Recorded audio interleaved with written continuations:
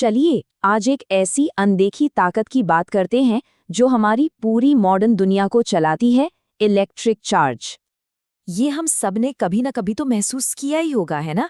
जब किसी दरवाजे की नॉब को हाथ लगाते हैं और उंगलियों में वो एक अचानक सी हल्की सी झंझनाहट होती है। काफी आम सा एक्सपीरियंस है ना? तो पता है वो जो छोटा सा शॉक लगता है ना, वो कोई इत्तेफाक नहीं है। असल में वो इलेक्ट्रिक चार्ज है जो अपना काम कर रहा है। एक ऐसी अनदेखी ताकत जो हमारे चारों तरफ है और यही हमारे फोन से लेकर घर की लाइटों तक सब कुछ चलाती है।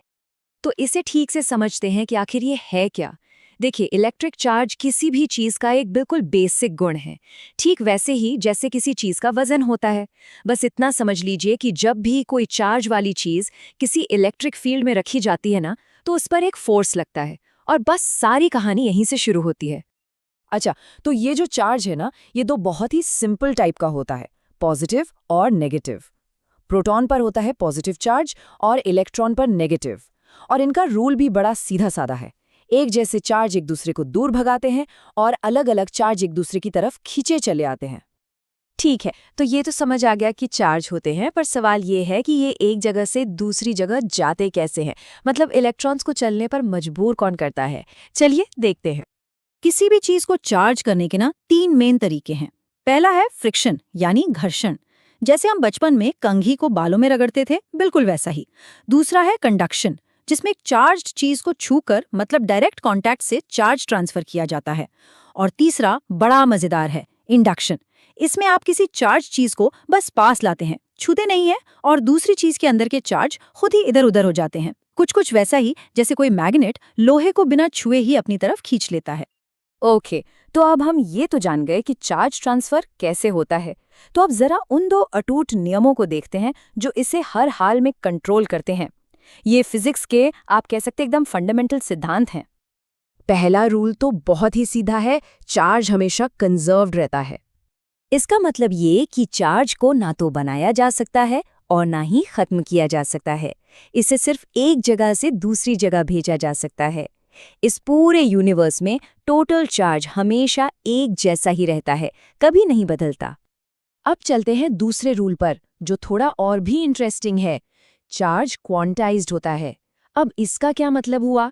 इसका मतलब ये है कि चार्ज हमेशा छोटे छोटे पैकेट्स में आता है। आप इसे पानी की तरह किसी भी मात्रा में नहीं ले सकते। ये सिक्कों की तरह होता है। आप या तो एक सिक्का लेंगे या दो, पर कभी भी 1.5 सिक्का नहीं ले सकते। चार्ज हमेशा एक फिक्स्ड सबसे छोटी यूनिट के मल्टीपल में ही आता है, जिसे हम एलिमेंट्री चार्ज कहते हैं।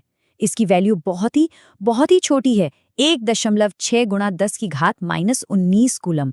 लेकिन ये सबसे छोटी यूनिट है, इसे और तोड़ा नहीं जा सकता। समझ लीजिए, ये नेचर का सबसे छोटा चार्ज का सिक्का है। और ये फॉर्मूला इस बात को बड़े अच्छे से दिखाता है। किसी भी चीज पर जो टोटल चार्ज है यानी Q, वो हमेशा एलिमेंट्री चार्ज E का एक होल नंबर मल्टीपल यानी N होगा। मतलब किसी भी चीज पर कभी भी 1.5 इलेक्ट्रॉन का चार्ज नहीं मिलेगा। या तो 1 इलेक्ट्रॉन का होगा, 2 का होगा, या फिर 1,00,000 इलेक्ट्रॉनों का होगा। तो ये सब तो हो गई थ्योरी की बातें, लेकिन असल दुनिया में इसका क्या मतलब है? ये अनदेखे नियम आखिर इतने जरूरी क्यों हैं? देखिए, चार्ज के इन रूल्स को समझना कई फील्ड्स के लिए बहुत ज़रूरी है। जैसे कैपेसिटर डिज़ाइन करने के लिए ये जानना पड़ता है कि कितना चार्ज जमा हो सकता है, और ये सीधे सीधे क्वांटाइजेशन के नियम पर डिपेंड करता है। इसी तरह अच्छे कंडक्टर्स और इंसुलेटर्स बनाने के लिए हमें ये समझना होता है कि इलेक्ट्रॉन्स को कितनी आसानी से ट्रांसफ़र किया जा सकता है। तो अगली बार जब किसी स्वेटर से स्टैटिक का करंट लगे या कोई अपना स्मार्टफोन इस्तेमाल करे, तो याद रखिएगा कि ये सब कुछ चार्ज के उन्हीं 2 सिंपल नियमों की वजह से मुमकिन है, कंजर्वेशन और क्वांटाइजेशन। सच में ये हमारी पूरी टेक्नोलॉजी की नींव है। और ये बात सोचने पर मजबूर करती है कि अगर फिजिक्स के ये 2 इतने बेसिक नियम हमारी रोज़मर्रा की टेक्नोलॉजी को इतना कंट्रोल करते हैं, तो और कौन-कौन सी ऐसी अनदेखी ताकतें हैं जो हमारी दुनिया को आकार दे रही हैं और बस हमारे जानने का इंतजार कर रही हैं?